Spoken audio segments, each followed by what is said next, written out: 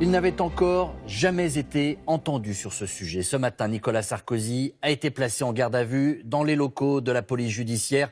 L'ancien chef de l'État est interrogé sur le financement de sa campagne présidentielle en 2007 et un possible soutien de la Libye de Mouammar Kadhafi.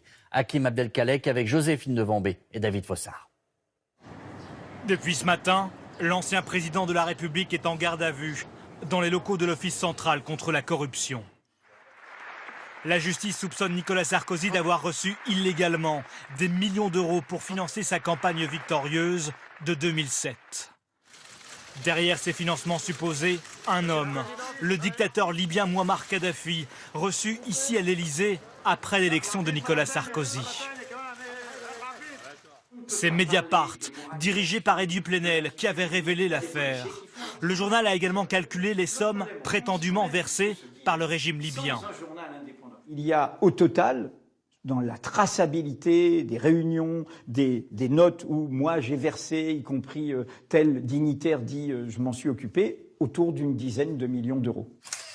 Un homme déclare avoir joué des intermédiaires. L'homme d'affaires franco-libanais Ziad Takieddine affirme avoir transporté à 3 reprises des valises pleines de billets entre Tripoli et Paris. C'était pour financer la campagne de Nicolas Sarkozy, répète-t-il depuis des mois. Comment vous faites pour sortir de l'aéroport avec cette valise pleine d'argent?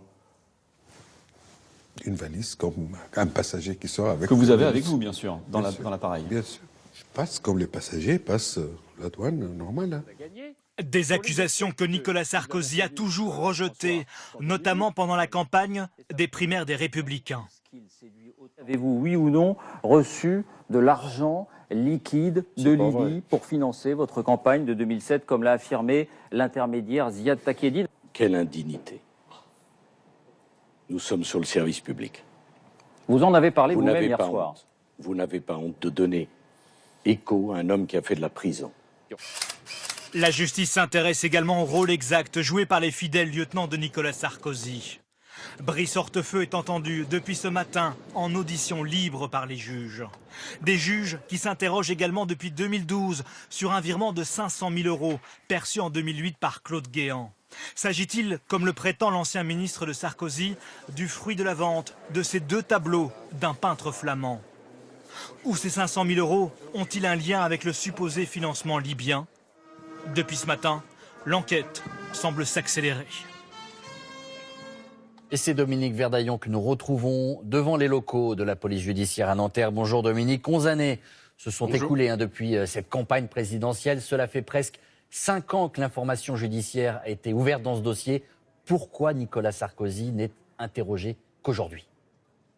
Eh bien, vous l'avez dit, depuis 5 ans, Nicolas Sarkozy est dans la ligne de mire des enquêteurs et des 3 juges d'instruction. Alors, dans un premier temps, la justice a essayé de comprendre le circuit de ce supposé financement libyen. Elle a accumulé des témoignages, des mises en cause, des accusations, des documents trouvés lors de perquisitions. On entre aujourd'hui dans une seconde phase. Il s'agit d'interroger celui qui en serait le principal bénéficiaire. Et on l'a vu jusqu'à présent, Nicolas Sarkozy a toujours contesté ces accusations devant les médias. Il s'agit là, maintenant, pour lui, de convaincre les enquêteurs. Dominique, fallait-il forcément passer par une garde à vue pour entendre Nicolas Sarkozy? Écoutez, c'est la procédure habituelle dans ce genre de dossier. D'abord parce qu'une garde à vue offre aux enquêteurs beaucoup plus de temps, 48 heures, qu'une simple audition ou comparution devant un juge d'instruction. Ensuite, parce que je serais tenté de dire que les policiers, les enquêteurs ici à Nanterre sont ceux qui probablement connaissent le plus précisément, le plus clairement ce dossier. Et donc, ils peuvent poser, j'allais dire, les bonnes questions. Ça sera au juge ensuite de décider si Nicolas Sarkozy sera mis en examen ou placé sous le statut de témoin assisté. En tout cas, la garde à vue peut se prolonger jusqu'à jeudi matin. Dominique Verdaillan devant les locaux de la police judiciaire à Nanterre. Merci beaucoup Dominique. Alors bien sûr, le placement en garde à vue de Nicolas Sarkozy dans cette affaire suscite depuis ce matin de nombreuses réactions, à commencer par celle du Premier ministre tout à l'heure. Astrid Mesmorian, Thierry Curté et Mathieu Régnier. Tôt ce matin, quelques instants après la confirmation de la garde à vue de Nicolas Sarkozy, le Premier ministre affiche une certaine empathie à l'endroit de l'ex-président. Ceux qui suivent la vie politique savent que j'ai parfois eu avec lui des relations difficiles. Elles ont toujours été respectueuses. toujours. Et à chaque fois que j'ai eu des contacts avec lui, depuis que j'ai été nommé Premier ministre, elles ont été empreintes d'un sceau de respect mutuel. Et voilà, je peux le dire. Ça veut dire que vous ne doutez pas une seule seconde de son innocence. Ça veut dire que je n'ai aucun commentaire à faire sur la procédure judiciaire, mais que je dis ce que j'ai à dire sur l'homme. Nadine Morano, proche parmi les proches de Nicolas Sarkozy, fait mine de ne pas s'inquiéter. J'apprends qu'il est mis en garde à vue et je me dis encore, voilà, et je me dis il y aura un non-lieu et encore une fois il sera sali, mais encore une fois quand il sera blanchi, ce sera des petites lignes dans la presse. Côté les Républicains à l'Assemblée, la gêne se matérialise parfois par un silence. Juste une petite question concernant l'affaire de Nicolas Sarkozy, il est aujourd'hui en garde à vue. Ou la contre-attaque. 11 ans, c'est très long sans que l'on ait pu jamais établir les faits. Ce qui plaiderait en faveur tout de même d'une forme d'insistance que d'aucuns appelleraient de l'acharnement. Réaction frontale cette fois côté communiste et Front National. C'est quand même une demi-nouvelle.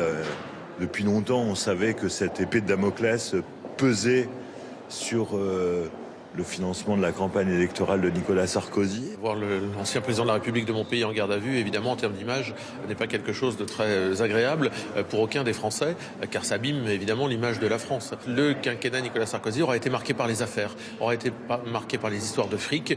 Malgré les critiques, tous les partis appellent au respect de la présomption d'innocence.